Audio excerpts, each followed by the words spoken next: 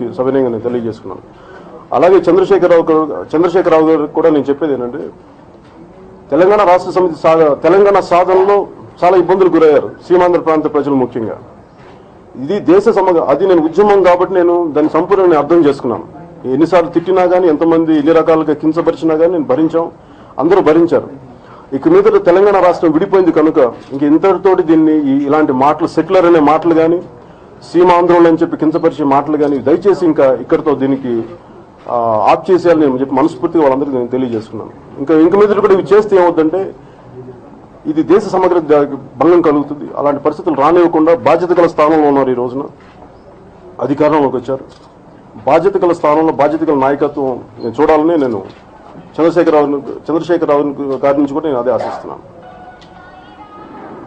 ఇంకా నేను రాబోయే అధికారం చేపట్టబోతున్న తెలుగుదేశం పార్టీకి కానీ, నాయకులకు కానీ, చంద్రబాబు గారికి కానీ, అలాగే మోడీ గారికి కానీ నేను మొన్నటి చెప్పింది ఏంటంటే, ముఖ్యంగా ఎస్సీజెడ్ల మీద కానీ, అంటే ప్రజలకి ఎంత అవసరం, ఎస్సీజెడ్ల మీద ఎంత అయితే అవసరం ఉంటుందో భూమి అంతే ఇవ్వండి, అంతకు మించి ఎక్కువ ఇవ్వద్దు.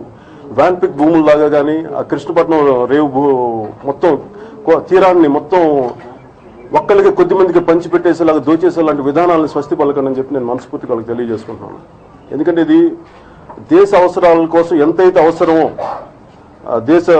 మన రిసోర్సెస్ అంతే వాడని తప్ప ఇష్టరాజ్యంగా అందరికీ కట్టబెట్టకూడదని చెప్పి నేను మనస్ఫూర్తిగా అందరికీ తెలియజేసుకున్నాను.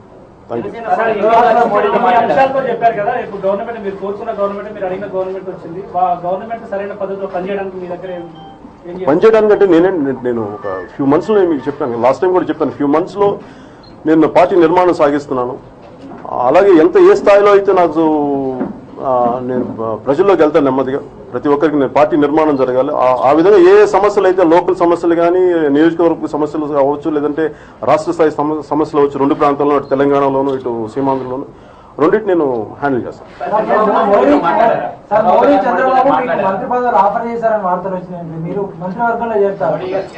నేను అలా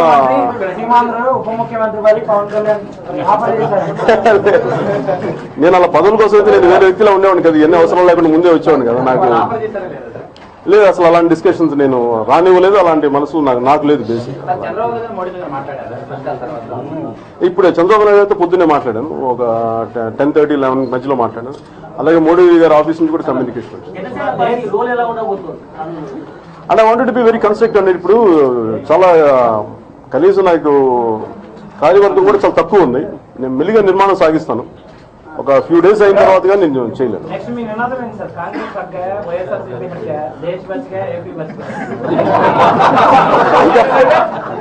అలాగే కాంగ్రెస్ హక్కా దేశం ఇంకా లేదు, వాళ్ళ రూట్స్ ఎక్కడ పోతాయి, ఇంకా చాలా ఉంటాయి. నేను అనేది ఏంటంటే ప్రతి ఒక్కరు బాధ్యత గల పౌరులాగా ఉండాలి, మంచి బాధ్యత గల లీడర్షిప్ ఉండాలి.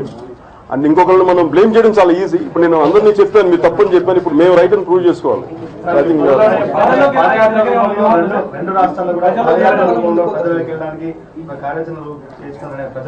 అంటే నాకు పాదయాత్ర చేయడం చాలా ఈజీ, కానీ నన్ను నడవనిస్తారు లేదని నాకు సమస్య.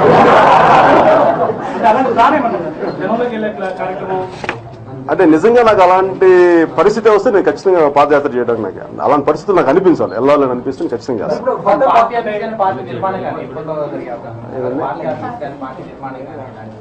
చూశారు కదా, నాకు ఆఫీస్ లేదు, అధికార ప్రతినిధులు ఎవరు లేరు. నేను అన్ని చేసుకోవాలి, కొంచెం మెల్లిమెల్లిగా చేసుకుంటాను. ఎందుకంటే నాకు ప్రజలు ఉన్నారు, నా నమ్మకస్తులు ఉన్నారు, కానీ ఇంకా దాన్ని పొలిటికల్ గా చాలా బలంగా చేయాలని నాకు కొంచెం టైం పడుతుంది.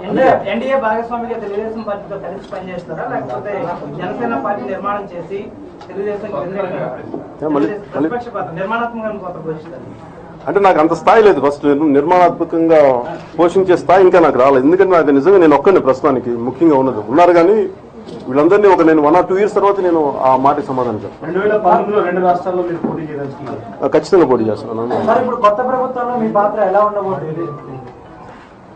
అంటే నేను ముందు సమస్యలను హైలైట్ చేద్దాం అనుకున్నాను. ఏ సమస్యలు అయితే ప్రజల్లో అంటే పాలకుల దృష్టికి రాలేదు గత 10 సంవత్సరాలుగా, ఆ సమస్యలు నేను వారి దృష్టికి తీసుకెళ్తాను. అటు చంద్రబాబు నాయుడు గారి దృష్టికి కానీ, అలాగే తెలంగాణ రాష్ట్ర సమితి చంద్రశేఖరరావు గారి దృష్టికి కానీ, ఏ సమస్యలు అయితే నిర్లక్ష్యం కాబట్టి, ఉదాహరణకి ఆదిలాబాద్ లో విపరీతమైన నీటి ఎద్దడి ఉంటుంది గిరిజనక తాండాలో.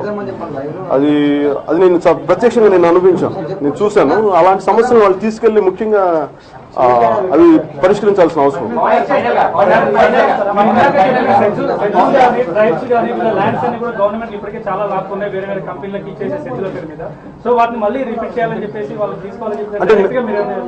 అంటే ప్రస్తుతానికి నేను అంత కన్స్ట్రక్టివ్ ఏం చెప్పలేకపోతున్నాను. అంటే నాకున్న ఆలోచన ఏంటంటే ప్రస్తుతానికి SEZలు ఎంత అయితే అవసరం ఉందో అంతే భూమి ఇవ్వాలి. ఒకవేళ అలాంటి పరిస్థితులు ఏదన్నా మిస్అప్రోప్రియేషన్ ఏదంటే ఖచ్చితంగా చూడాల్సిన పరిస్థితి ఉంది. గత లాస్ట్ 10 years లో ఏవైతే అలాట్ చేశారో, ఎంత SEZలు ఏ పర్పస్ అయితే తీసుకున్నారో, ల్యాండ్ యూటిలిటీ లేనప్పుడు వాటిని తిరిగి గవర్నమెంట్ ఎక్వైర్ చేసి తిరిగి ఇచ్చే విధంగా ఉండాలని అనుకుంటున్నాను.